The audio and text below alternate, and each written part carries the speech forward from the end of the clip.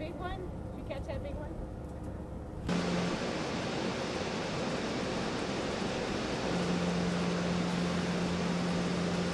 More of the wrong thing. Keep going.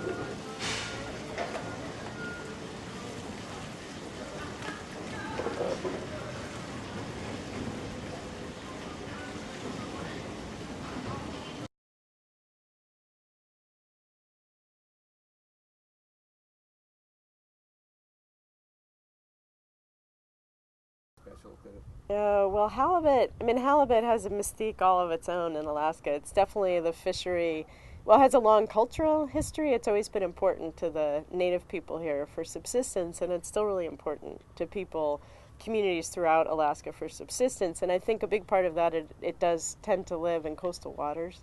So it's accessible to people from small boats, and the Alaska fleet has grown up around that.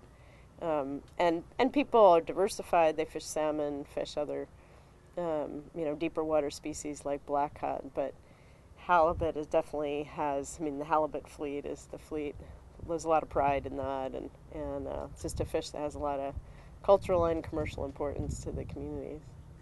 I think one of the lessons we've learned from our IFQ program is if you can create a rational system and lengthen the season, the fishery can support and provide a good living to a fairly large number of people.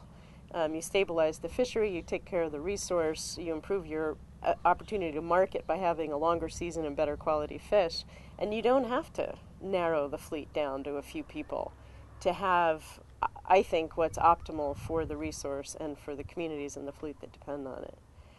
So a larger number. This program has been good for the resource. We have lowered bycatch. We haven't gone over quotas since the program was put in place. Total quotas for the area. The loss of gear has dropped way down, so that dead loss has been just about eliminated.